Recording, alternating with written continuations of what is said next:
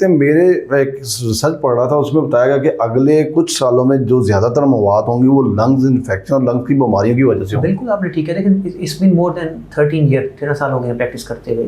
ٹھیک ہے، جب ہم نے اپنے بڑوں سے سنا تو وہ کہتے تھے کہ جو لنگ ڈیزیزز ہیں نا یار وہ ٹیمپرری ہوتی ہیں، پھر ٹھیک ہو جاتی ہیں۔ تو میں اپنا ایکسپیرینس اگر آپ سے شیئر کر دوں، الحمدللہ اچھا خاصا پیشنٹ میں ٹیکل کر رہا ہوں، تو وہ پیشنٹس ہمارے ختم ہی نہیں ہو رہے۔ اتنے پیشنٹس ہیں ریسپریٹری ڈیزیز کے، اتنے پیشنٹس ہیں، اور ایمرجنسی میں بھی اگر آپ جائیں تو کم از کم 1/3 ایک تہائی جو آپ کے پاس ایمرجنسی ہوتی ہے وہ صرف اور صرف سانس کے مریضوں سے اس کا تعلق ہوتا ہے۔ اور اس میں انوائرمنٹل پولوشن کو انڈر ایسٹیمیٹ نہ کریں، یہ میجر کنٹریبیوٹر ہے۔ ہمارے بڑے میٹروپولیٹن سٹی جس میں لاہور، کراچی، پشاور، فیصل آباد، سیالکوٹ، گوجرانوالا، ان میں یہ ایک میجر کنٹریبیوٹر ہے۔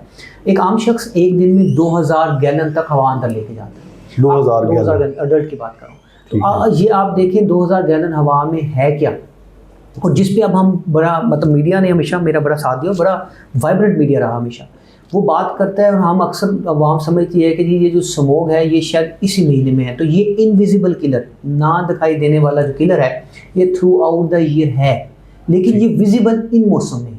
تو بدقسمتی سے جب ہم اس پولوشن والی ہوا میں سانس لیں گے تو اس کے آنے والے اثرات تو ہم دیکھ رہے ہیں، وہ بڑے خطرناک ہیں، بڑے بھیانک ہیں۔ ہمیں مریض جو ہیں وہ دمے کے مر رہے ہیں، جن کی فیملی میں دمہ نہیں تھا، جو سموکنگ نہیں کرتے تھے ان کے سموکرز جیسے لنگ ہم دیکھ رہے ہیں، انفیکشن زیادہ ہونا شروع ہو گئی، اموات زیادہ ہونا شروع ہو گئی۔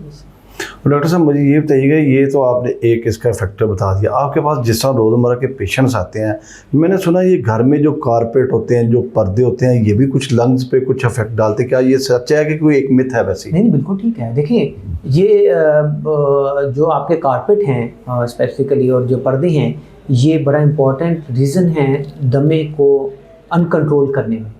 یعنی جس گھر میں اگر کسی شخص کو دمہ ہے اس گھر میں یہ چیزیں موجود ہیں، اسپیسیفکلی میں کارپیٹ کی بات کروں تو وہ اس کا دمہ جو ہے اس کا کنٹرول جو ہوتا ہے وہ مشکل ہو جاتا ہے۔